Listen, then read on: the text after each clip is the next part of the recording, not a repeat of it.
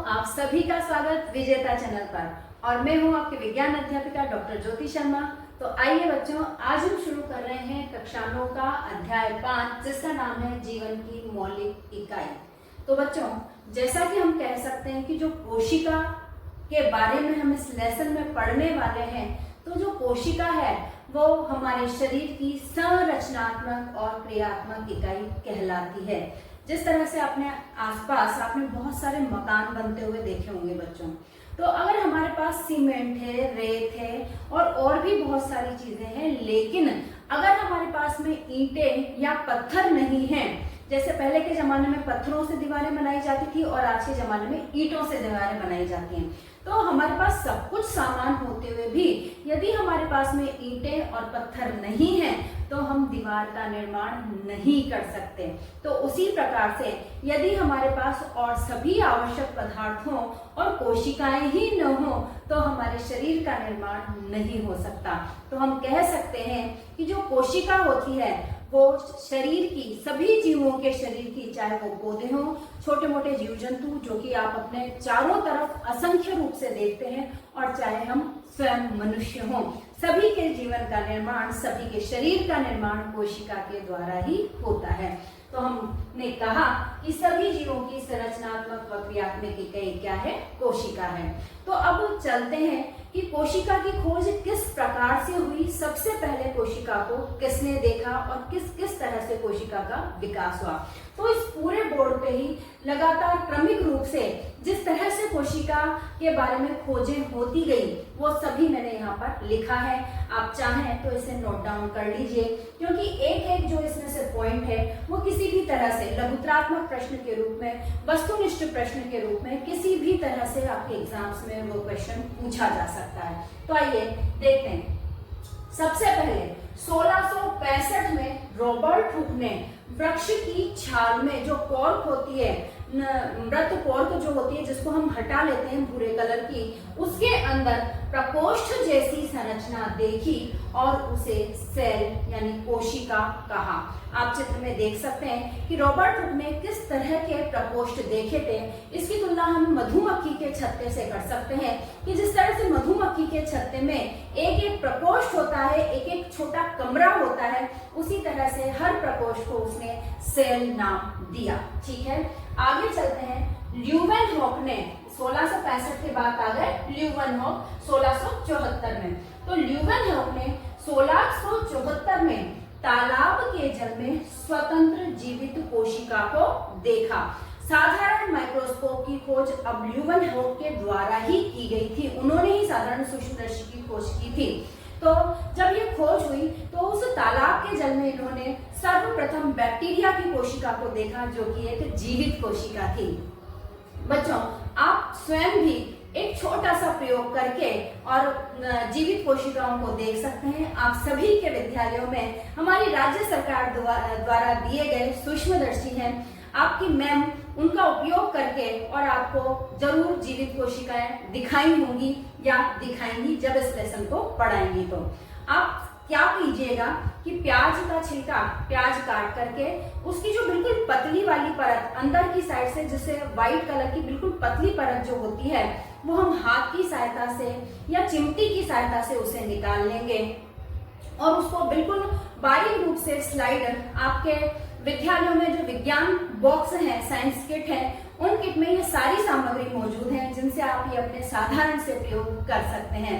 तो स्लाइड लेकर के और उसमें ब्रश की सहायता से उस, आपको चित्र में भी दिख रहा होगा, ब्रश की सहायता से हम उस पतली परत को, जो प्याज की झिल्ली हमने निकाली है, उसे लगा लेंगे। बिल्कुल एक पतली परत के रूप में फैलाएंगे, सिंगल लेयर के रूप में। उस पर थोड़ा सा सैफ्रेनिन डालेंगे ताकि सैफ्रेनिन जो होता है वो उन कोशिकाओं को कलर प्रदान कर देता है और हमें आसानी से वे कोशिकाएं सूक्ष्मदर्शी से दिख जाएंगी। सैफ्रेनिन लगा करके उसे ग्लिसरीन के द्वारा हम उसे माउंट कर देंगे, स्थिर कर देंगे, और अब हम इसको माइक्रोस्कोप की सहायता से देखेंगे। तो हम देखते हैं कि हमें वो जो सेल हैं वो अलग अलग, उनकी जो कोशिका झिल्ली है और उनके अंदर जो कोशिका द्रव्य भरा हुआ है और बीच में एक डार्क सी संरचना जिसे बाद में रॉबर्ट ब्राउन ने केंद्रक कहा, वो चीजें दिखाई देती हैं, जैसा कि आपको चित्र में भी दिखाई दे रहा होगा। ये प्रयोग अगर आपकी मैम ने नहीं करवाया है तो इसे आप अपनी मैम से करवाने के लिए कहिए, वो जरूर करवाएंगी और आप जीवित जो कोशिकाएं हैं उनका आकार देख सकते हैं कि वो किस तरह से हमें दिखाई देती हैं। तो बच्चों, लीeuwenhoek ने 1674 में इस तरह से जीवित कोशिकाओं को देखा और कहा कि कुछ जीवों का जो शरीर है वो तो केवल एक कोशिका से ही बना हुआ होता है, संपूर्ण जो कार्य है वो एक कोशिका ही संपन्न कर देती है, जैसे कि अमीबा, पैरामीशियम, यूग्लिना, क्लेमाइडोमोनास, ये जो सारे जीव हैं वो एक कोशिका से ही बने हुए होते हैं। आप सभी को पता है, आपके एग्जाम में ये पूछ भी लिया जाता है, इसलिए एक कोशिक जीवों के नाम आप याद रखिए। इसके अलावा बहुकोशिक जो जीवों का शरीर है वो बहुत सारी कोशिकाओं से मिलकर बना हुआ होता है और बहुकोशिक जीवों में हर कार्य को करने के लिए अलग अलग अंग और तंत्र पाए जाते हैं। तो बहुकोशिक जीवों का शरीर जो बना, बहुत सारी कोशिकाएं जो बनी, तो वो जो पहले एक कोशिका थी उसमें लगातार विभाजन होते रहे, विभाजनों से उसने अपनी सेम कोशिका, सेम प्रतिकृति बनाई और उसके द्वारा बहुत सारी कोशिकाओं का निर्माण हुआ। पहले सिंपल प्रकार के, सरल प्रकार के बहुकोशिक जीव बने और फिर बाद में जैसे जैसे जटिलताएं बढ़ती गई वैसे वैसे उनके कार्यों के अनुसार, उनके रहन सहन के अनुसार कोशिकाओं के आकार में और उनके कार्यों में अंतर होता गया। ठीक है बच्चों, आगे चलते हैं। रॉबर्ट ब्राउन ने 1831 में कोशिका में केंद्रक की खोज की, यानी केंद्रक की जो खोज की वो 1831 में रॉबर्ट ब्राउन के द्वारा की गई, 1674 के बाद में। जे.ई. पुरकिंजे ने 1839 में कोशिका में उपस्थित तरल जैविक पदार्थ को जीव द्रव्य प्रोटोप्लाज्म नाम दिया। ठीक है, ये क्वेश्चन की कोशिका में केंद्रक की खोज किसने की, जीव द्रव्य की खोज किसने की, ये आपसे पूछ लिया जाता है। अगला है एम स्लीडन व टी श्वान, ये दोनों अलग अलग जगह के थे। इन्होंने 1838 में और इन्होंने 1839 में, इसलिए मैंने यहाँ पर 1838 और 39 दोनों लिख दिया है। इन दोनों ने ही कोशिका सिद्धांत प्रतिपादित किया और कोशिका सिद्धांत में इन्होंने बताया कि सभी पौधे और जंतु कोशिकाओं से मिलकर बने होते हैं और वे जीवन की मूलभूत इकाई हैं, यानी सभी तरह के जंतु जो हम पृथ्वी पर देखते हैं और सभी तरह के पौधे जो हमें दिखाई देते हैं वो सभी कोशिकाओं से ही मिलकर बने हैं। कह सकते हैं कि जो कोशिका है वो जीवन की मूलभूत इकाई है, कोशिका के बिना जीवन संभव नहीं है। 1855 में ये एक पॉइंट स्लीडन और श्वान ने दिया था, लेकिन 1855 में विल्चो नामक वैज्ञानिक ने कोशिका सिद्धांत को और आगे बढ़ाया और इसमें एक पॉइंट और जोड़ा। क्या कहा इन्होंने कि सभी कोशिकाएं पूर्ववर्ती कोशिकाओं से मिलकर ही बनती हैं। पहले जो कोशिकाएं हैं उन्हीं के विभाजन के द्वारा नई कोशिकाओं का निर्माण होता है, यानी सारी नई कोशिकाएं पूर्ववर्ती कोशिकाओं के विभाजन के फलस्वरूप ही बनती हैं। तो जो बहुकोशिक जीवों का निर्माण हुआ है वो पहले जो एक कोशिक थी संरचना, उसके आगे आगे आगे विभाजन से ही हुआ है। 1940 में इलेक्ट्रॉन सूक्ष्मदर्शी की खोज हुई और उसके बाद तो इस कोशिका के अंदर बहुत सारे जो छोटे छोटे कोशिकांग थे जिनसे मिलकर संपूर्ण कोशिका का निर्माण हुआ था, वो सारे कोशिकांग हमें इसके अंदर पता चले। अलग अलग तरह वैज्ञानिकों ने उन्हें ढूंढे और उन सबके अलग अलग कार्य भी बताए। तो 1940 में इलेक्ट्रॉन सूक्ष्मदर्शी की खोज के बाद कोशिका की जटिल संरचना व विभिन्न कोशिकांगों का पता चला। सभी कोशिकांग सभी प्रकार की कोशिकाओं में लगभग समान प्रकार से पाए जाते हैं, उनके कार्य भी समान होते हैं, सिर्फ कोशिका के कार्यानुसार उसकी आकृति में बदलाव आ जाता है। यानी जो कोशिकांग हैं वो सभी प्रकार के, वो सभी कोशिकांग सभी प्रकार की कोशिकाओं में समान रूप से, समान संरचना में और समान कार्य करते हुए पाए जाते हैं। पर उस कोशिका की संरचना कैसी है, यानी ये कोशिकांग तो समान है पर जो कोशिका की संरचना है वो जिस वातावरण में रहती है, जिस तरह का कार्य करती है, उसके अनुसार इन कोशिकाओं की संरचना बदल जाती है। आपके स्क्रीन पर देखिए जो चित्र दिखाई दे रहा है आपको, मानव में पाए जाने वाली विभिन्न आकार की कोशिकाएं आपको दिखाई दे रही हैं। विभिन्न कार्य इनके अलग अलग हैं, लेकिन इनके अंदर मुख्य रूप से जो कोशिकांग पाए जाएंगे वो समान प्रकार के ही होते हैं और वो सभी कोशिकाओं में समान कार्य ही करते हैं। तो बच्चों, जो कोशिका झिल्ली के बारे में अब हम पढ़ने जा रहे हैं, तो कोशिका झिल्ली 1940 में तो इलेक्ट्रॉन सूक्ष्मदर्शी का आविष्कार हुआ, लेकिन कोशिका झिल्ली को जीवित कोशिकाओं में ही देख लिया गया था। तो 1899 में सर्वप्रथम अर्नेस्ट ओवल्टन ने इसकी खोज की थी। जैसे कि कोशिका झिल्ली आपको अभी हमने प्याज की जो स्लाइड बनाई थी, प्याज की झिल्ली की स्लाइड, उसमें भी आपको दिखाई दे रही थी। तो सर्वप्रथम जो खोज की 1899 में अर्नेस्ट ओवल्टन द्वारा की गई और यह प्रोटीन और लिपिड की बनी चयनात्मक पारगम्य झिल्ली होती है। चयनात्मक या वर्णनात्मक सेलेक्टिव परमेबल मेम्ब्रेन भी इसे कहा जा सकता है। इस शब्द का मतलब क्या हुआ? इस शब्द का मतलब हुआ गेटकीपर, यानी हम हमारे घर में जिसे चाहे घुसने दें और जिसे चाहे उसे हम अंदर से बाहर निकाल दें। यानी जो हमारे लिए अच्छा है, जिसकी हमें आवश्यकता है, उसे तो ये झिल्ली जो होती है उसे अंदर आने देती है, और जिसकी शरीर में आवश्यकता नहीं है, जैसे कार्बन डाइऑक्साइड, विभिन्न पदार्थों के उपापचय के बाद में कार्बन डाइऑक्साइड बनी और कार्बन डाइऑक्साइड जो है वो विषैली होती है। अब कोशिका उसे नहीं चाहती कि वो अधिक मात्रा में उसे अपने अंदर रखे, तो उस अतिरिक्त कार्बन डाइऑक्साइड को शरीर से बाहर निकाल दिया जाता है। तो ये चयनात्मक पारगम्य झिल्ली जो होती है वो कार्बन डाइऑक्साइड को बाहर निकाल देती है।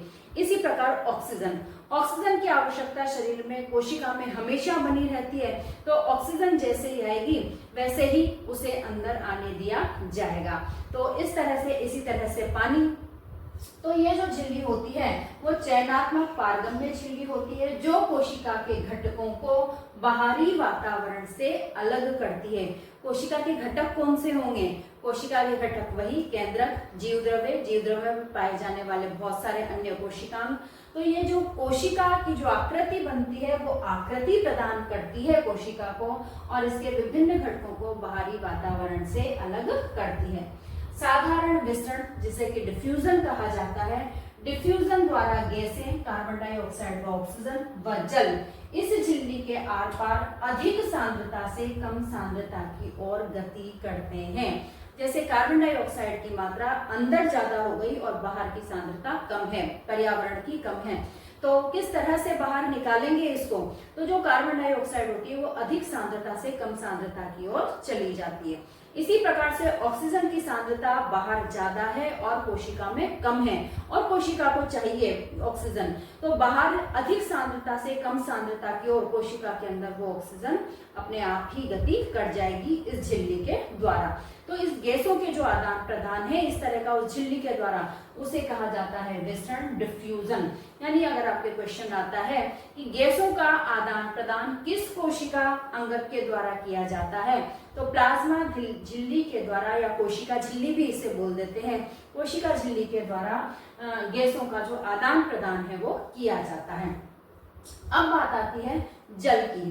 तो जल के अणुओं की गति जब वर्णात्मक पारगम्य झिल्ली द्वारा हो तो उसे परासरण कहते हैं। स्पेशली हम जल की बात करें, यहाँ पर हमने गैसें और जल लिखा है, तो ये बिल्कुल सही है, इसे नॉर्मल रूप से विसरण कहा जा सकता है, लेकिन हम केवल जल की ही बात कर रहे हैं, तो इसे जब वो इस पारगम्य झिल्ली द्वारा निकल रहा है, इसका आवागमन हो रहा है, तो इसे परासरण, ऑस्मोसिस कहा जाएगा।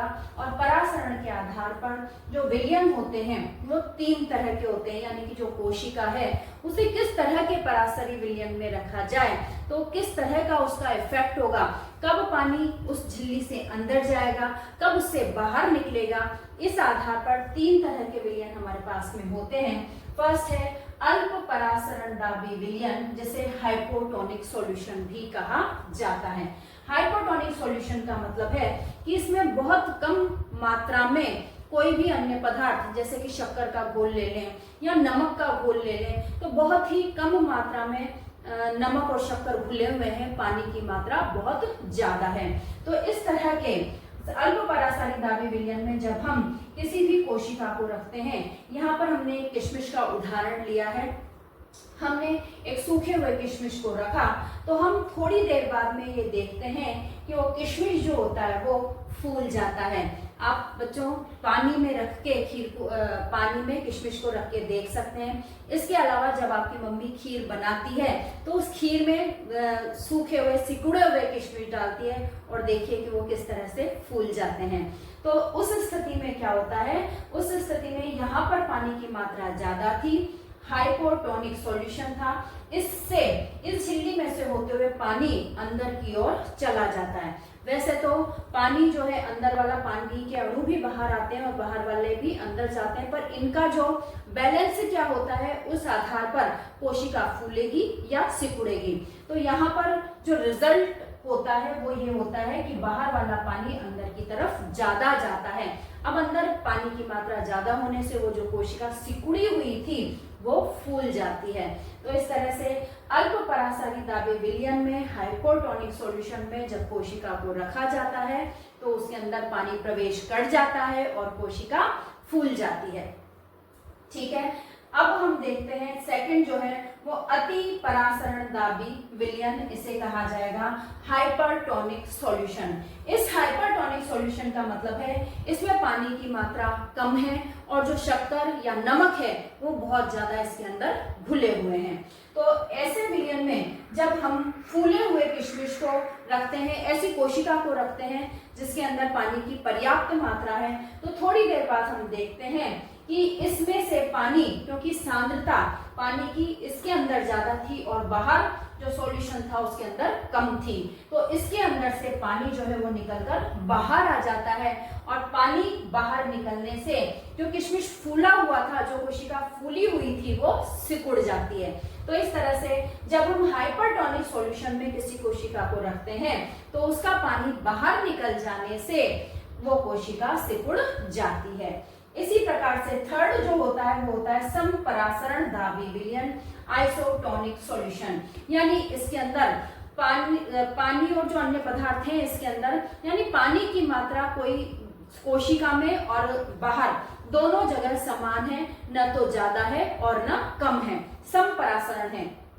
तो इस समान सांद्रता है पानी की, इसके अंदर हम जिस भी प्रकार का किशमिश रखेंगे तो हम देखते हैं थोड़ी देर बाद में उस किशमिश की आकृति में कोई परिवर्तन नहीं होता, यानी कुछ पानी के अणु अंदर जाते हैं, कुछ पानी के अणु बाहर आ जाते हैं, लेकिन परिणाम स्वरूप दोनों बराबर होते हैं और इस वजह से उसके जो आकार में कोई परिवर्तन नहीं होता, न तो वो फूलता और न वो सिकुड़ता। तो इस तरह से समपरासारी दाबी विलयन में जब कोशिका को रखा जाएगा तो उसके आकार में कोई परिवर्तन नहीं आएगा। इस तरह का प्रयोग बच्चों आप अंडे के छिलके को हटाकर भी कर सकते हैं, आपको समान परिणाम ही प्राप्त होंगे। आगे चलते हैं कि भाई ये कोशिका झिल्ली के बारे में हमने पढ़ा, तो अब कोशिका झिल्ली के कार्य क्या हैं, क्या क्या कार्य करती है। तो सबसे पहला जो कार्य है वो तो हमने आपको बता ही दिया है कि यह कोशिका को आकार प्रदान करती है, अपने कोशिकांगों को पर्यावरण से अलग करती है। सेकंड जो इसका काम है कि परासरण द्वारा ये जो विभिन्न पानी की जो मात्रा है उसको अंदर लेने का काम परासरण के द्वारा, कोशिका झिल्ली के द्वारा ही किया जाता है। तो परासरण द्वारा ही पौधों के मूल से जल अवशोषित किया जाता है। पानी जो ऊपर तक पहुंचता है बड़े बड़े पौधों में, वो मिट्टी से, और जब जड़ों में पौधों में प्रवेश करता है तो वो परासरण की क्रिया के द्वारा ही करता है। इसी प्रकार से विसरण, कोशिका को पोषण ग्रहण करने में, अब बाहर से जो पोषण ग्रहण करना है किसी भी कोशिका को तो विसरण के द्वारा ही होता है। और अमीबा में इसे एंडोसाइटोसिस कहा जाता है, क्योंकि अमीबा जो होती है वो एक कोशिकीय जीव है और ये एक कोशिकीय जीव अपनी आकृति बदल सकता है। तो कोशिका की झिल्ली के द्वारा ही कूटपाद बना करके ये अपना भोजन ग्रहण करता है। तो भोजन ग्रहण करने की जो प्रक्रिया है इसकी वो एंडोसाइटोसिस कहलाती है। तो पोषण ग्रहण करने में तथा विभिन्न आवश्यक अणुओं को अंदर लेने में और अनावश्यक अणुओं को बाहर निकालने में विसरण जो है वो सहायता करता है। तो इस तरह से कोशिका झिल्ली के 3 काम यहाँ मैंने बता दिए हैं, विसरण, परासरण और आकृति प्रदान करना। और अन्य काम आप अपने दिमाग से सोच सकते हैं। तो सोचिए कि प्लाज्मा झिल्ली और क्या क्या काम कर सकती है। बच्चों, अब आ जाते हैं हम सेकंड कोशिकांग पर, जो है कोशिका भित्ति, जिसे सेल वॉल कहा जाता है। तो रॉबर्ट हुक द्वारा 1665 में इसकी खोज की गई और सेल्यूलोज से बनी होती है। पहले हमने प्लाज्मा झिल्ली में क्या पढ़ा था कि वो प्रोटीन और लिपिड से बनी है, तो ये किससे बनी हुई होती है? सेल्यूलोज से बनी हुई होती है, जो आप चित्र में देख रहे हैं। और ये जो सेल्यूलोज होता है वो एक जटिल कार्बोहाइड्रेट होता है और पौधों को संरचनात्मक दृढ़ता प्रदान करता है। सभी पादप कोशिकाओं में, पादप कोशिकाओं में तो सेल्यूलोज की बनी, कवकों में बनी होती है काइटिन की, और कुछ बैक्टीरिया में, तो बैक्टीरिया में ये जो सेल वॉल होती है वो बनी होती है पेप्टाइडोग्लाइकॉन की। इसमें ये कोशिका भित्ति, इनसे बनी हुई ये कोशिका भित्ति पाई जाती है। अब बात करें कोशिका भित्ति के कार्यों की। तो कोशिका भित्ति जो होती है वो कठोरता और मजबूती प्रदान करती है। इसी वजह से तो पादप, हम तो घरों में रहते हैं, लेकिन पादप तो बहुत तेज गर्मी में, हवा में, तूफान में, सर्दी में, बारिश में, सभी पूरे जो मौसम की मार है वो पादप ही सहते हैं और उसमें भी वो दृढ़ता से खड़े रहते हैं। तो वो दृढ़ता प्रदान करने का जो काम है वो कोशिका भित्ति के द्वारा ही किया जाता है। तो कोशिकाओं को कठोरता तथा मजबूती प्रदान करती है। सेकंड है, कोशिका को यांत्रिक दबाव से, तेज हवा से, पानी से, लू से, बारिश हो रही है उस तेज बहाव से, इन सभी से, यांत्रिक दबावों से ये बचाती है। आंतरिक वातावरण को स्थिर रखती है, आसानी से कोई अंदर बाहर नहीं जा सकता, तो आंतरिक वातावरण जो है वो स्थिर बना रहता है। अणुओं और पानी का पारगमन नियंत्रित करती है। पौधों, कवक तथा बैक्टीरिया की कोशिकाओं को कम तनु विलयन में बिना फटे बनाए रखती है। भाई यदि पानी उनके अंदर जाता रहेगा तो वो तुरंत ही फट जाएंगी, तो वो फटने से बची रहें। इस वजह से क्या होता है कि पानी जैसे अंदर गया तो वो बाहर की तरफ फुलाता है कोशिका को, लेकिन ये जो कोशिका भित्ति होती है ये लगातार उस पर अपोजिट रूप से वो बाहर डाल रहा है, तो ये अंदर की तरफ दबाव डालती है। अपोजिट रूप से दोनों तरफ से दबाव होते रहते हैं, तो वो जो कोशिकाएं होती हैं वो फटती नहीं है। तो ये जो सारे कार्य हैं वो कोशिका भित्ति के हो जाते हैं। अब एक अलग से टर्म है आपकी बुक में, जीव द्रव्य कुंचन, जिसे कहा जाता है प्लाज्मोलाइसिस। तो ये क्या होता है कि जब अति परासारी विलयन में किसी कोशिका को रखा जाता है, तो भाई क्या है कि कोशिका के अंदर है पानी की मात्रा ज्यादा उस अति परासारी विलयन की तुलना में, और बाहर जो विलयन है उसमें है पानी की मात्रा कम। तो परासरण के द्वारा वो जो पानी है कोशिका का, वो पानी जो है वो बाहर आ जाता है, और उस पानी के बाहर आ जाने से वो जो जीव द्रव्य होता है वो अपने कोशिका अंगकों को समेट के, कोशिकाओं को समेट के एक कोने में चला जाता है, एक कोने में चिपक जाता है, पूरी कोशिका जो होती है वो खाली हो जाती है। तो ये जो घटना होती है इसको प्लाज्मोलाइसिस या जीव द्रव्य कुंचन कहा जाता है, और ये केवल जीवित कोशिकाओं में ही होती है। मृत कोशिकाओं में कोशिकाओं के पानी परासरण की क्रिया नहीं होती, तो वो जो पानी है वो अंदर नहीं जा पाता, और नहीं जा पाता या बाहर भी नहीं आ पा रहा, तो वो प्लाज्मोलाइसिस की घटना इसके अंदर नहीं होती।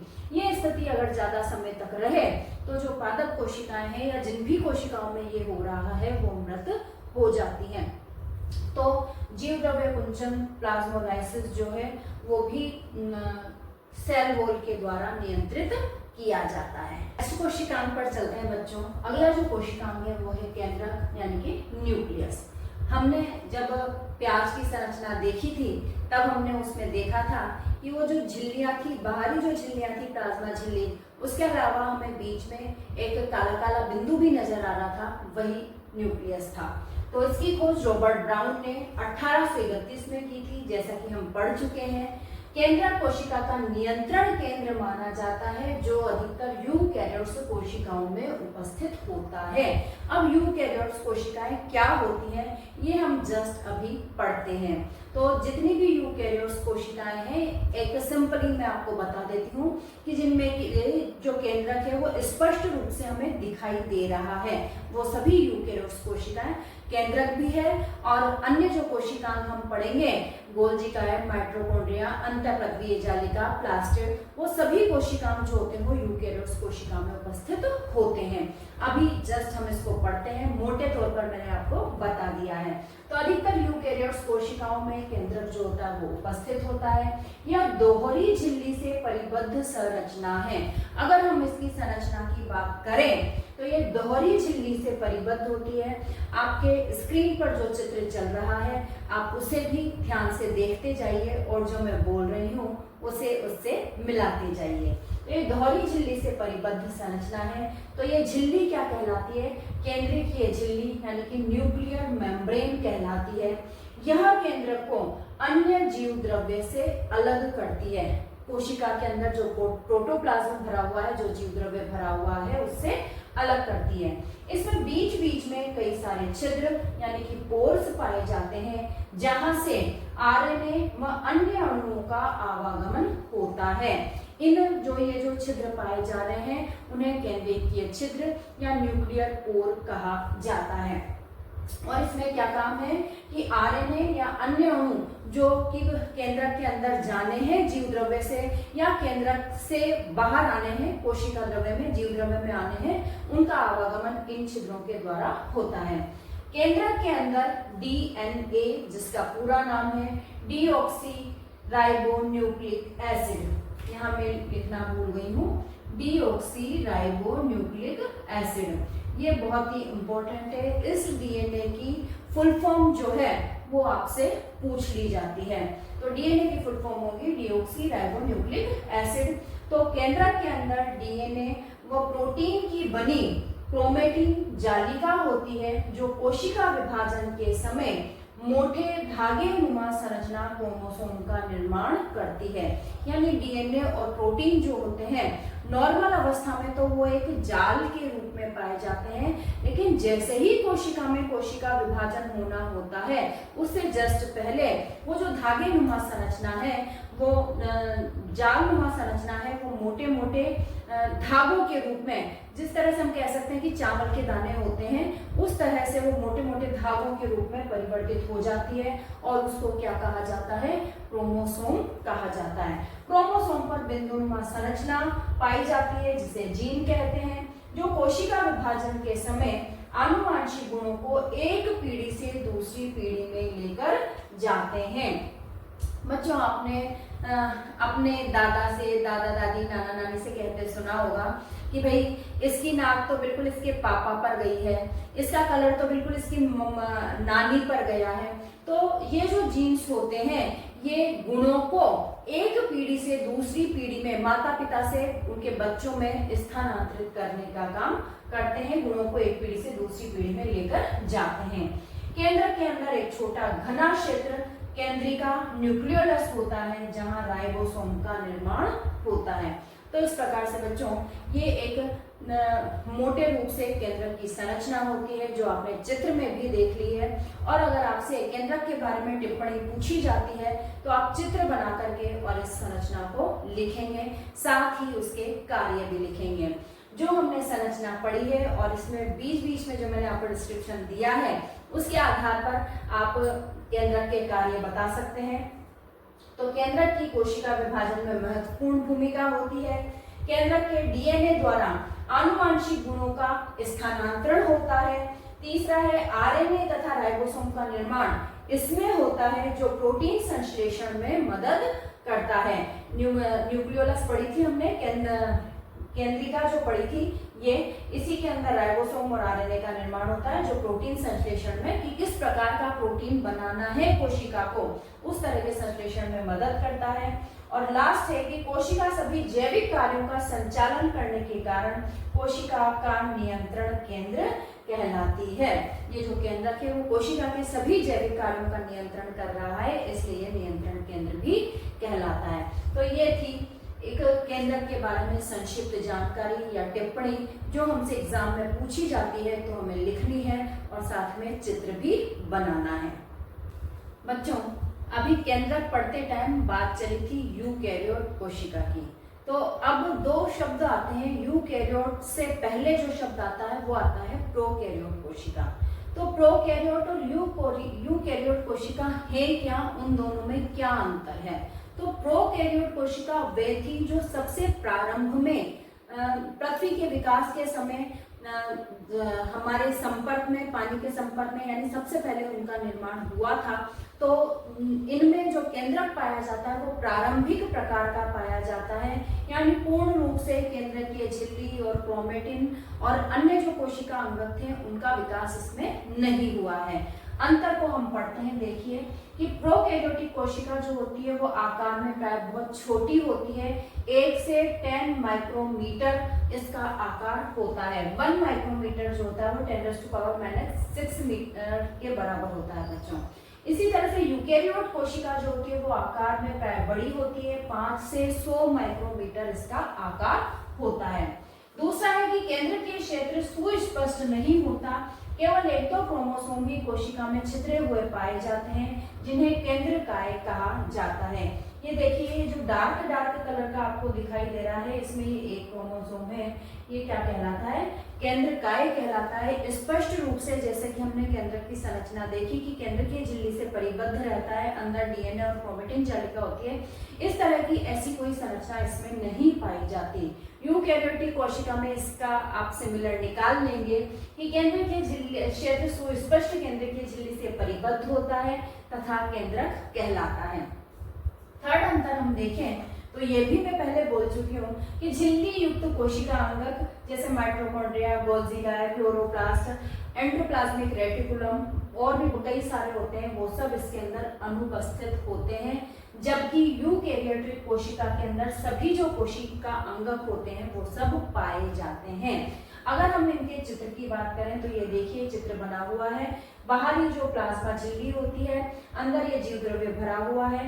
ये केंद्र की तरह से मतलब अस्पष्ट सा क्षेत्र हमें नजर आता है जो कोशिकाएं कहलाता है। इसमें एक ये क्रोमोसोम है, इसके अंदर सिर्फ 1 या 2 क्रोमोसोम ही पाए जाएंगे, जबकि इसके अंदर बहुत सारे क्रोमोसोम्स हमें पाए जा सकते हैं। तो इस तरह से और राइबोसोम जो हैं वो इसके अंदर पाए जाते हैं। कुछ प्रोकैरियोटिक कोशिकाओं में बाहर कोशिका भित्ति भी पाई जाती है। तो जो जीवाणु होते हैं वो कई तरह के जीवाणु और कई तरह के वायरस जो होते हैं वो प्रोकैरियोटिक कोशिका के अंतर्गत आते हैं। आज भी उनकी जो कोशिका की संरचना है वो प्रोकैरियोटिक कोशिका की तरह से ही होती है। और सभी जो जीव होते हैं जो भी हम अपने आसपास देखते हैं उन सभी की कोशिकाएं यूकैरियोटिक कोशिका की तरह होती हैं। नेक्स्ट हम पढ़ते हैं बच्चों कोशिका द्रव्य यानी कि साइटोप्लाज्म के बारे में। तो साइटोप्लाज्म क्या था? साइटोप्लाज्म था जो एक द्रव रूप में, जेली रूप में जो पाया जा रहा है केंद्रक और कोशिका झिल्ली के बीच में। तो वो लिक्विड जेली जैसा जो पदार्थ था वही साइटोप्लाज्म या कोशिका द्रव्य कहलाता है। तो 1839 में पुरकेंजे ने कोशिका में उपस्थित जैविक तरल पदार्थ को प्रोटोप्लाज्म कहा था। यह कोशिका झिल्ली व केंद्रक के बीच के स्थान को भरता है। जेली जैसे इस द्रव में पानी के अतिरिक्त अधिकांश भाग पानी ही होता है इसमें, और पानी के अतिरिक्त इसमें कई सारे कार्बनिक पदार्थ और अकार्बनिक पदार्थ जो है वो उपस्थित होते हैं। तो ये करता क्या है कि यह कोशिका के सभी अंगकों को स्थिर रखने और उन्हें अपने स्थान पर बनाए रखने में मदद करता है। केंद्रक के अलावा जो सारे अंगक आएंगे, माइटोकॉन्ड्रिया, लाइसोसोम, प्लास्टिड, अंतर प्रक्रिया जालिका, गोल्गी, ये जो सारे के सारे अंगक आएंगे वो सभी इन सभी को अपने स्थान पर बनाए रखने का काम, सुरक्षित रखने का काम इसमें ये मदद करता है। कोशिका द्रव्य विभिन्न जैविक क्रियाओं के लिए महत्वपूर्ण मंच है जहाँ रासायनिक क्रियाएं होती है, परिवहन होता है, अंगकों का संरक्षण होता है। ये सभी कार्य कोशिका द्रव्य के द्वारा किए जाते हैं। और जो अन्य कोशिका अंगक पाए जाते हैं वो कोशिका अंगक अपने विशेष आकृति में होते हैं और विशेष कार्य को संपन्न करते हैं अलग अलग प्रकार की कोशिकाओं में। बात करते हैं बच्चों अंतःप्रक्रिया जालिका की, जिसे एंडोप्लाज्मिक रेटिकुलम भी कहा जाता है। तो इसकी जो खोज की थी वो 1945 में क्लाउड और पोर्टर ने की थी। यह लंबी नलिका गोल या आयताकार पुटिकाओं के रूप में पाई जाती है, यानी कोशिका के अंदर ये लंबी नलिका के रूप में भी पाई जा सकती है, गोल या आयताकार थैलों के रूप में, पुटिकाओं के रूप में भी पाई जाती है, या अधिकतर ये तीनों ही तरह की संरचनाएं अंतःप्रक्रिया जालिका के रूप में कोशिका के अंदर पाई जाती है। अधिकतर यह प्रोटीन तथा वसा की बनी होती है तथा दो रूपों में मिलती हैं। ये जो झिल्लियां, लंबी नलिका, आयताकार पुटिकाएं ये जो पाई जा रही है, ये वही वैसी ही संरचना होती है जिनकी जैसी कि हमने प्लाज्मा झिल्ली में प्रोटीन और लिपिड की संरचना देखी थी, उसी तरह की संरचना इनकी होती है। तो ये दो रूपों में हमें कोशिका के अंदर मिलती हैं। रुक्ष अंतःप्रक्रिया जालिका, जिसे RER रफ एंडोप्लाज्मिक रेटिकुलम भी कहा जाता है, और दूसरी मिलती है चिकनी अंतःप्रक्रिया जालिका, स्मूथ एंडोप्लाज्मिक रेटिकुलम।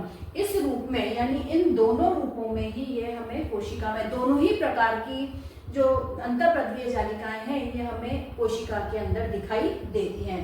पहले पढ़ते हैं रुक्ष अंतःप्रक्रिया जालिका RER के बारे में। तो इसके ऊपर क्यों रफ दिखाई दे रही है ये, क्योंकि इसके ऊपर राइबोसोम जो होते हैं वो इसके ऊपर चिपके रहते हैं। राइबोसोम जो है वो कोशिका में स्वतंत्र अवस्था में तो पाए ही जाते हैं, साथ में ही कुछ जो राइबोसोम होते हैं वो एंडोप्लाज्मिक रेटिकुलम पर भी पाए जाते हैं, जिसकी वजह से जो एंडोप्लाज्मिक रेटिकुलम है वो रफ हो जाती है, दानेदार हो जाती है। तो इसके ऊपर राइबोसोम उपस्थित होते हैं जो इसे रुक्ष बनाते हैं।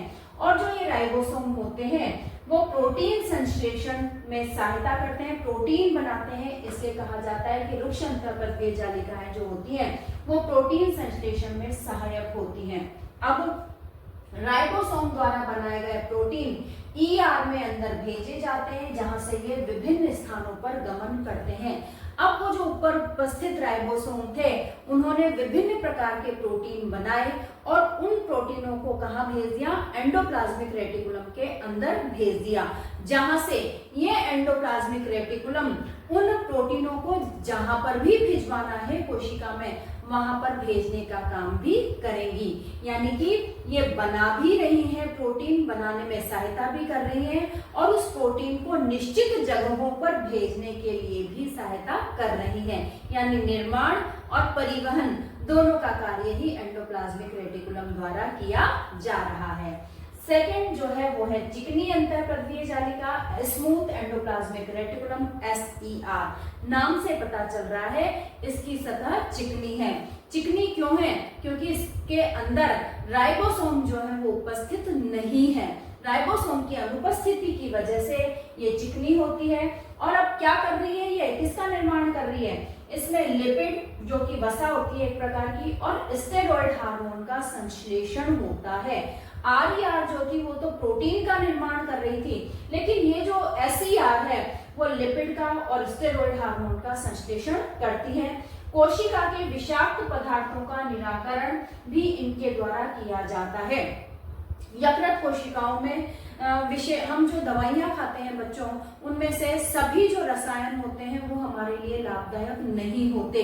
तो उन और हमारे भोजन में भी कुछ कई बार विषाक्त पदार्थ आ जाते हैं, तो वो तुरंत ही हमारी बॉडी को नुकसान न पहुंचने लगे इसको हटाने के लिए, इस विषाक्त पदार्थों को हटाने के लिए, उन रसायनों को अपने निम्नीकरण करने के लिए, कम हानिकारक पदार्थों में बदलने के लिए ये जो चिकनी अंतःप्रक्रिया जालिकाएं होती है वो कार्य करती हैं। और स्पेशली ये जो कार्य किया जाता है वो यकृत में किया जाता है। इसलिए यकृत में जो चिकनी अंतःप्रक्रिया जालिकाएं होती हैं उनकी संख्या काफी ज्यादा मात्रा में होती है। तो विषाक्त पदार्थों के निराकरण का कार्य भी चिकनी अंतःप्रक्रिया जालिका के द्वारा किया जाता है।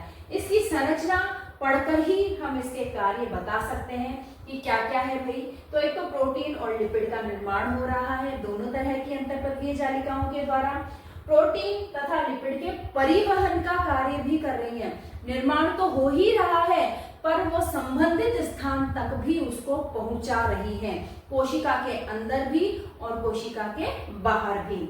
और क्या है कोशिका झिल्ली का निर्माण, अब हमने ये देखा और आगे भी हम देख रहे हैं, जितने भी अंगक हम पढ़ेंगे उन सब की जो कोशिका झिल्ली होती है वो प्रोटीन और लिपिड की ही बनी होती है। तो प्रोटीन और लिपिड इसी के द्वारा बनाए जा रहे हैं, तो हम कह सकते हैं कि कोशिका झिल्ली के निर्माण का कार्य भी ये कर रही है और इसे जीवात जनन का सिद्धांत भी कहा जाता है।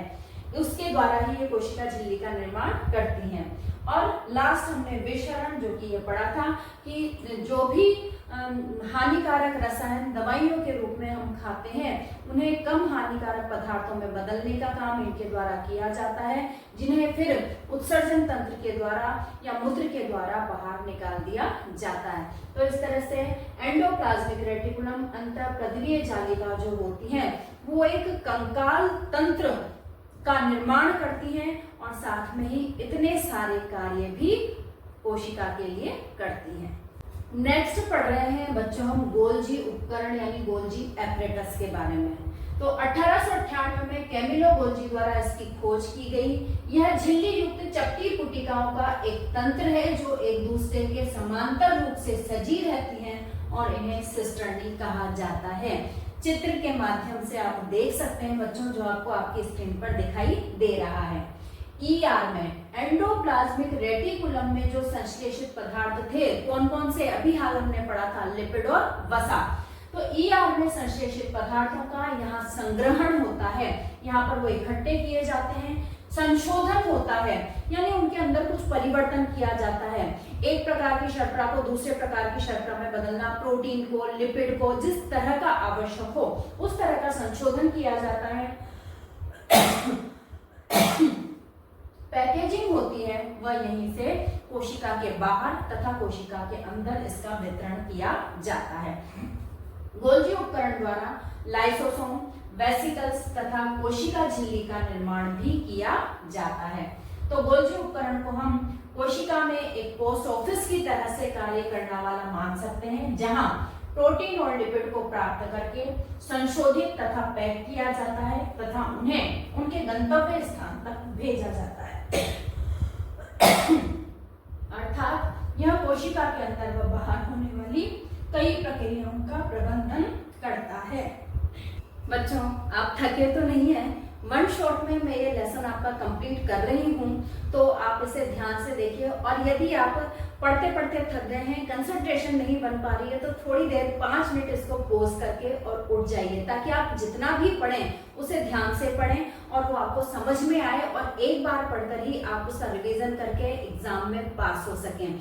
तो बच्चों आप जैसा कि आप जानते हैं कि ये जो वीडियो बना रही हूँ मैं वो आपकी भाषा में और बहुत सारा जो ज्ञान है उसको समेट करके मैं आपके लिए ये वीडियो लेकर आ रही हूँ। और आपको करना क्या है, आपको अपने सभी दोस्तों तक जो कि राजकीय विद्यालयों में पढ़ते हैं, राजकीय विद्यालयों में न भी पढ़ते हों तब भी वो पढ़ते तो हैं, तो उन्हें आप ये वीडियो ज़्यादा से ज़्यादा सब्सक्राइब करवाइए, भेजिए, शेयर कीजिए और लाइक करवाइए।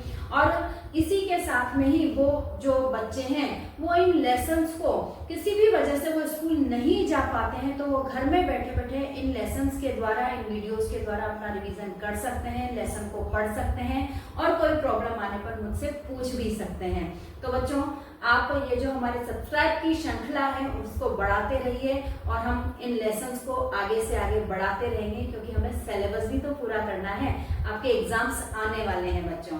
तो अब जो नेक्स्ट कोशिका अंगक हम पढ़ रहे हैं वो है लाइसोसोम। इसकी खोज 1958 में डी ड्यूवे द्वारा खोज की गई। एकल झिल्ली से ये बना हुआ होता है, गोलाकार संरचना होती है और इसके अंदर पाचक एंजाइम्स भरे हुए रहते हैं। इन पाचक एंजाइम्स को किसने बनाया? RER ने। विभिन्न प्रकार के प्रोटीन बना रही थी, तो वो एंजाइम्स क्या है? प्रोटीन ही तो है। तो रफ एंडोप्लाज्मिक रेटिकुलम के द्वारा बनाए गए जो एंजाइम्स हैं वो इसके अंदर भरे हुए रहते हैं, जो जटिल पदार्थों को सरल पदार्थों में तोड़ते हैं। कोशिकीय चयापचय में व्यवधान के कारण बच्चों ये बहुत इंपॉर्टेंट है, जिसे मैं अब पढ़ रही हूँ कि कोशिकीय चयापचय में व्यवधान के कारण जब कोशिका क्षतिग्रस्त व मृत हो जाती है तो लाइसोसोम फट जाते हैं और इसके एंजाइम अपनी ही कोशिका का पाचन कर डालते हैं, इसलिए इसे आत्मघाती थैली भी कहा जाता है। आपके एग्जाम में रिक्त स्थान के रूप में या फिर आवर सदर वाले वस्तुनिष्ठ प्रश्नों के रूप में आपसे पूछा जा सकता है कि आत्मघाती थैली किसे कहते हैं, तो लाइसोसोम को आत्मघाती थैली के रूप में भी जाना जाता है। और यदि 2 नंबर वाला ये प्रश्न आ जाता है संक्षिप्त लिखने के लिए, तो आपका काम होगा कि जब कोशिका में कोई प्रॉब्लम आ जाती है, कोई व्यवधान आ जाता है उसकी उपापचयी क्रियाओं में, तो ये इसके जो एंजाइम होते हैं लाइसोसोम के, वो पूरी कोशिका में ही ये फट जाता है और इसके जो एंजाइम होते हैं वो पूरी कोशिका में फैल जाते हैं और उस पूरी कोशिका का ही पाचन कर डालते हैं।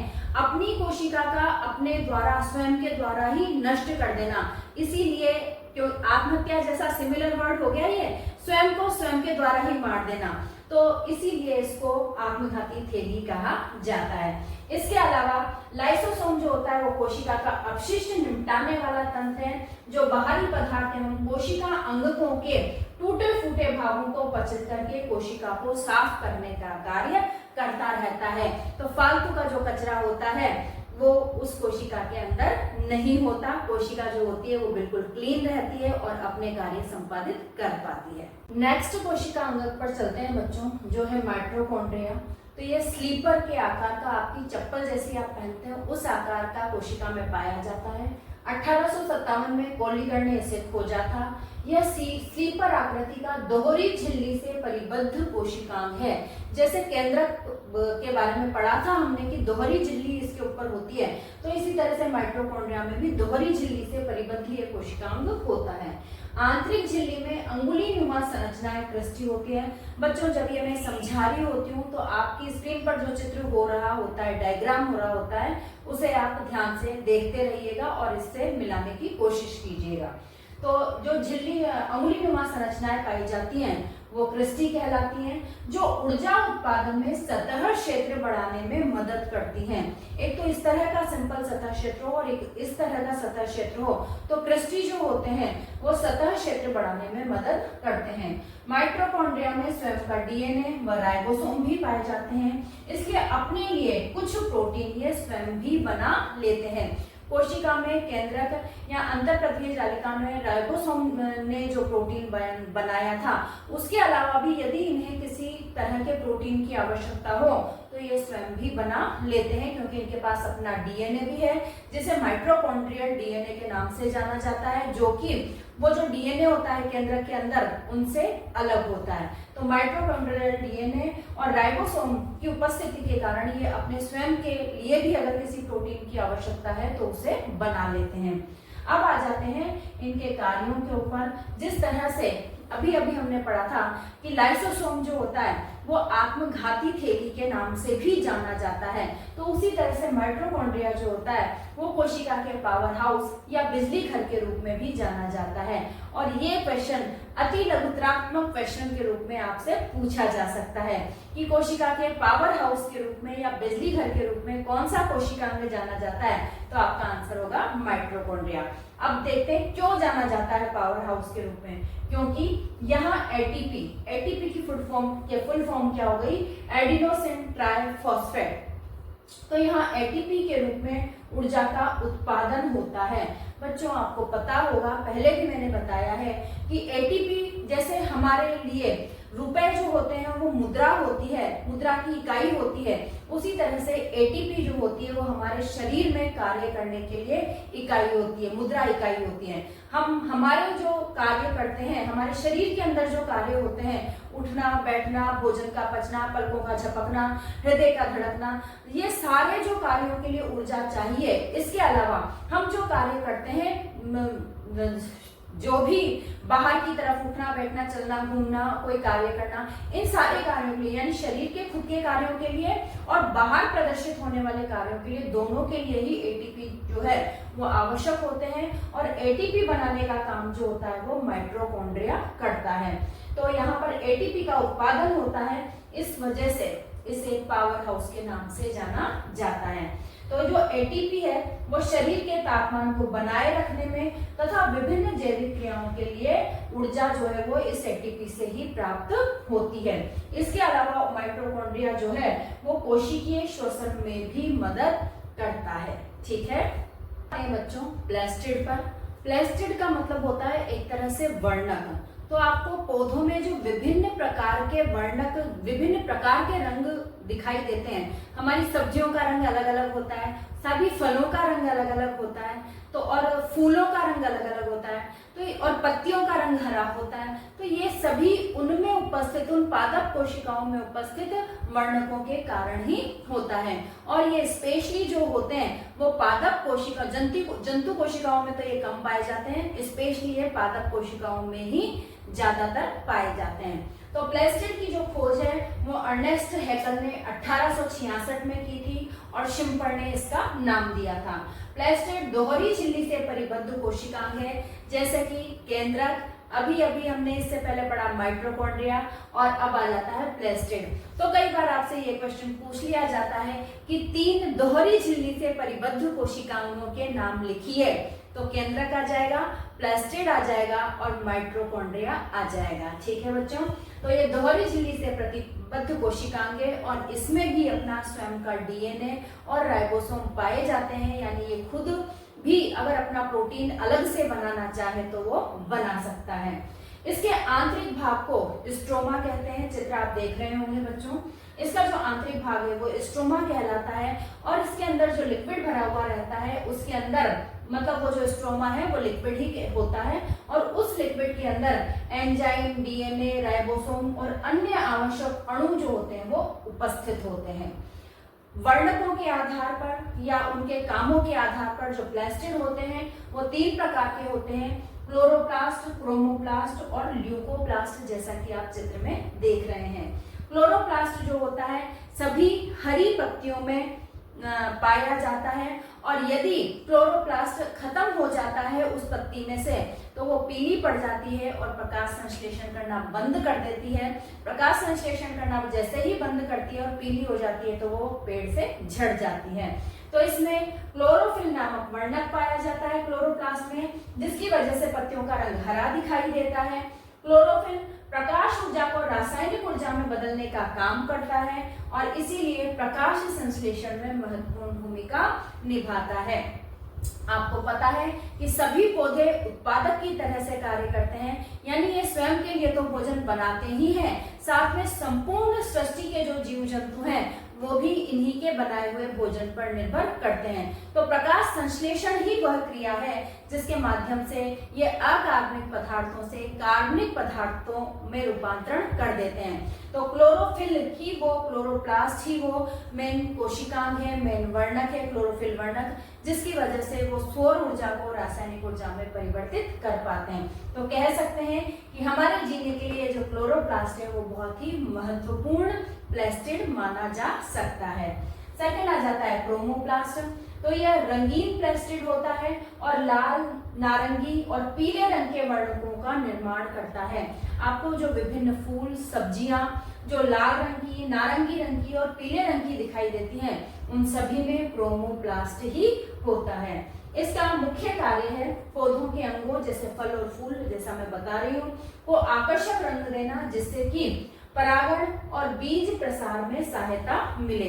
इसके जो बीज हैं वो दूर तक जा सके और जो मधुमक्खियां हैं, तितलियां हैं, परागण के लिए इनको हेल्प, पौधों को ये हेल्प कर सके। अब आ जाता है थर्ड ल्यूकोप्लास्ट। तो ये रंगीन प्लास्टिड होता है और गैर प्रकाश संश्लेषी अंगों, कौन कौन से होते हैं गैर प्रकाश संश्लेषी अंग, जो प्रकाश संश्लेषण नहीं कर रहे हैं, तो वो हो सकते हैं जड़, बीज और जमीन के अंदर जो पाए जाते हैं कंद, जैसे आलू होता है। तो गैर प्रकाश संश्लेषी अंगों में ये पाया जाता है। इसका मुख्य कार्य है स्टार्च, तेल और प्रोटीन को संग्रहित करना।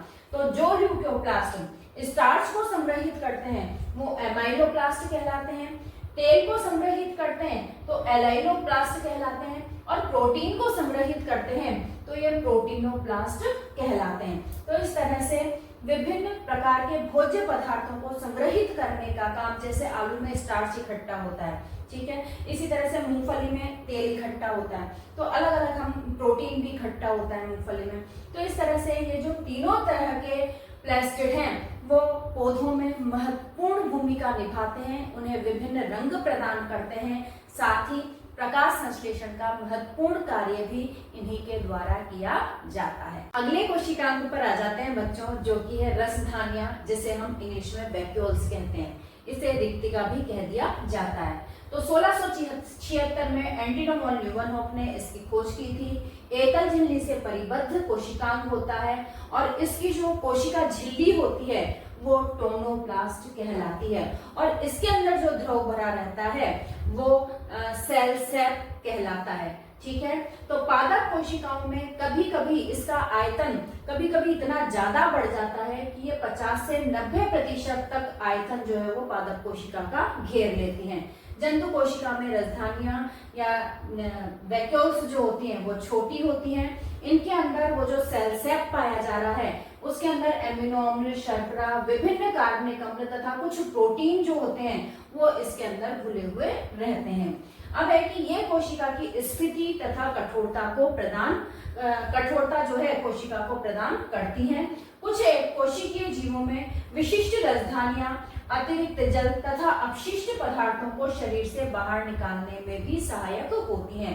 एक कोशिक जीव आप जानते हैं अमीबा, पैरामीशियम, यूग्लिना जैसे जीवों में ये अतिरिक्त जल जो उनके शरीर में घुस गया है या अपशिष्ट पदार्थ जो है उनके अंदर, उनको शरीर से बाहर निकालने का कार्य करती हैं। और अमीबा की खाद्य रसधानी में, अब अमीबा के अंदर अपशिष्ट पदार्थ और वो जो खाद्य आया है उस रसधानी के अंदर, खाद्य रसधानी में उसके द्वारा उपभोग में लेने वाले खाद्य पदार्थ होते हैं जो कि एंजाइम से फिर उन पर क्रिया करके और उन्हें पोषक पदार्थों में परिवर्तित कर देते हैं, जिससे सारे पोषक पदार्थ जो है वो अमीबा को फिर मिल जाते हैं। तो इस प्रकार ये थी बच्चों जानकारी रसधानियों के बारे में और ये था हमारा अंतिम कोशिकांग। इस लेसन के लास्ट टॉपिक पर चलते हैं जो कि है कोशिका विभाजन, सेल डिवीजन। तो पुरानी कोशिकाओं से नई कोशिकाएं बनाने की जो प्रक्रिया है वो कोशिका विभाजन कहलाती है। इस लेसन के शुरुआत में ही हमने पढ़ लिया था कोशिका सिद्धांत जो कि स्टाइनर एंड श्वान ने दिया था और उन्होंने कहा था कि पुरानी कोशिकाओं से ही नई कोशिकाओं का, पूर्ववर्ती कोशिकाओं से ही नई कोशिकाओं का, परवर्ती कोशिकाओं का निर्माण होता है। तो सेल डिवीजन जो है वो पुरानी कोशिकाओं जो स्थित हैं उनमें होगा और नई कोशिकाओं का निर्माण होगा। तो जीवधारियों की वृद्धि हेतु आप छोटे से बड़े हो जाते हैं, आपके आकार में, आकृति में परिवर्तन होता है। तो जीवधारियों की वृद्धि हेतु मृत एवं क्षतिग्रस्त कोशिकाओं के प्रतिस्थापन हेतु कहीं पर कट लग जाता है, कोई सर्जरी हुई है, तो वो जो कट लगा है, जो कोशिकाएं काटी गई हैं उसकी जगह पर नई कोशिकाएं आने के लिए नई और जो प्रतिस्थापन करेंगी उन कोशिकाओं के लिए प्रजनन के लिए युग्मक बनाने हेतु कोशिका विभाजन जो होता है वो महत्वपूर्ण होता है। यानी हम कह सकते हैं वृद्धि हेतु, मृत एवं क्षतिग्रस्त कोशिकाओं के प्रतिस्थापन हेतु और प्रजनन के लिए युग्मक बनाने हेतु ये कोशिका विभाजन होना बहुत ज्यादा आवश्यक होता है। अब जो कोशिका विभाजन होता है वो दो तरह से होता है। एक तो होता है समसूत्री विभाजन जिसे माइटोसिस कहा जाता है, जैसा कि इसके नाम से पता चल रहा है समसूत्री। यहाँ पर सूत्र कहा गया है क्रोमोसोम्स को, गुणसूत्रों को, जो हमने केंद्रक के अंदर पढ़े थे ना बच्चों, याद है? केंद्रक के अंदर क्रोमेटिन जालिका जो होती है वो विभाजन के समय हमने कहा था कि वो धागे जैसी छोटी संरचनाओं में रूपांतरित हो जाती है जिसे गुणसूत्र या क्रोमोसोम कहा जाता है। तो समसूत्री विभाजन में क्या होता है कि ऐसा विभाजन जिसमें पुत्री कोशिकाओं में, यानी जो कोशिकाएं नई बन रही हैं, पुत्री कोशिकाओं को संतति कोशिका भी हम कह सकते हैं, कि जिसमें पुत्री कोशिकाओं में गुणसूत्रों की संख्या, क्रोमोसोम्स की संख्या मातृ कोशिका के समान होती है, ऐसा वाला जो विभाजन है वो समसूत्री विभाजन कहलाता है। ये देखिए नीचे चित्र बनाया हुआ है, यहाँ पर जो चार जोड़े हैं, चार तरह के गुणसूत्र थे। इस वाली कोशिका में समसूत्री विभाजन होता है तो इससे हमें दो कोशिकाएं प्राप्त होती है और दोनों में ही गुणसूत्रों की संख्या समान, इसमें चार थी मातृ कोशिका में, तो पुत्री कोशिकाओं में भी गुणसूत्रों की संख्या हमें चार ही प्राप्त होती है। तो यह जो विभाजन है वो वृद्धि व ऊतकों की मरम्मत के लिए आवश्यक होता है। वृद्धि के लिए भी, ऊतकों की मरम्मत के लिए भी, यानी हमारे अंदर जैसी कोशिका में समसूत्री विभाजन हो रहा है, सेम की सेम वैसी की वैसी कोशिका बन जाती है। गुणों में कोई परिवर्तन इसके अंदर नहीं आता। यानी कह सकते हैं कि समसूत्री विभाजन ऐसा विभाजन है जिसमें गुणों के अंदर कोई परिवर्तन नहीं आता है। ठीक है, अब आ जाते हैं नेक्स्ट विभाजन पर, जो होता है अर्धसूत्री विभाजन, मियोसिस इसे इंग्लिश में कहा जाता है। तो जैसा कि नाम से पता चल रहा है कि इसमें गुणसूत्रों की संख्या आधी हो जाती है, अर्धसूत्री। तो ऐसा विभाजन जिसमें संतति कोशिकाओं में गुणसूत्रों की संख्या मात्र कोशिका की तुलना में आधी रह जाती है। ये देखिए 4 गुणसूत्र थे यहाँ पर। तो पहला वाला जो विभाजन हुआ वो तो बिल्कुल समसूत्री के समान ही हुआ, और आगे जो 2 चरण में होता है अर्धसूत्री विभाजन, तो एक चरण तो बिल्कुल समसूत्री के समान होता है, और दूसरे चरण में जो वो कोशिकाएं होती हैं वो विभाजित हो जाती हैं। एक आधी कोशिकाएं जो होती हैं वो रह जाती हैं। तो ये वाला जो विभाजन है वो 2 चरणों में पूर्ण होता है। अंत में हमें 4 कोशिकाएं प्राप्त होती है जिनमें गुणसूत्रों की संख्या आधी रह जाती है। तो यह विभाजन युग्मक बनते समय होता है। नर और मादा जनन अंगों में जब युग्मक निर्माण का समय होगा, केवल तभी यह विभाजन होता है, और निषेचन के बाद संतति निर्माण में यह सहायता करता है।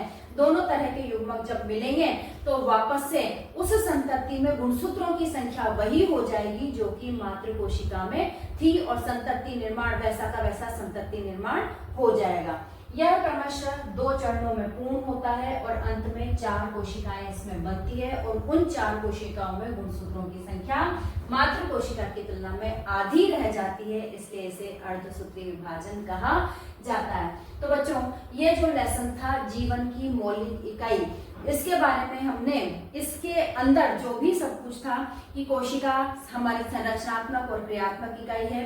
कोशिका के विभिन्न कोशिकांग जो हमने एक एक करके विस्तृत रूप से पढ़े, उनके चित्र भी हमने देखे, जिन्हें आपको अगर कोई कोशिकांग के बारे में पूछता है एग्जाम में तो आपको उसका चित्र भी बनाना है और उसके बारे में भी लिखना है। उसके बारे में लिखने के लिए आप पहले उसकी खोजकर्ता का सर्वनाम लिखेंगे, फिर उसकी संरचना के बारे में लिखेंगे, और फिर उसके कार्यों के बारे में लिखेंगे।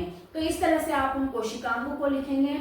और उसके बाद ये छोटा सा टॉपिक था कोशिका विभाजन, जो कि 2 तरह का होता है, समसूत्री और अर्धसूत्री विभाजन। तो इस तरह से इन संपूर्ण टॉपिक को समेट करके आपका ये लेसन जो है वो पूर्ण होता है। मैं समझती हूँ आपको पूरी तरह से समझ में आया होगा, और अगर फिर भी आपके मन में कोई क्वेरी रह जाती है तो आप कमेंट बॉक्स में कमेंट करके उस क्वेश्चन को पूछ सकते हैं। बच्चों, ज्यादा से ज्यादा अपने राजकीय विद्यालयों में पढ़ने वाले जो मित्र हैं, आपके जो संबंधी हैं, उन सभी को ये सब्सक्राइब करवाइए, क्योंकि आप जानते हैं कि ये जो लेसन है, ये जो वीडियोस हैं, वो मैं आपकी ही भाषा में इनको बना रही हूँ, ताकि जो ग्रामीण क्षेत्रों में रहने वाले हैं, राजकीय विद्यालयों में पढ़ने वाले बच्चे हैं, वो सभी इन वीडियोस का फायदा उठा पाए। केवल न अच्छे अंक ले पाए, वो अच्छे अंक तो लाए ही सही, इसके साथ साथ वो जो इसमें इम्पोर्टेंट चीजें मैं बीच बीच में बता जाती हूँ, उनसे वो अपने जीवन में वैज्ञानिक दृष्टिकोण लाने का भी प्रयास करें, और एक अच्छे इंसान के रूप में वो आगे अपने जीवन में उन्नति करें। तो बच्चों, ज्यादा से ज्यादा सब्सक्राइब कीजिए, लाइक कीजिए और शेयर कीजिए। इसी के साथ स्वस्थ रहिए, मस्त रहिए और पढ़ते रहिए। थैंक यू बच्चों।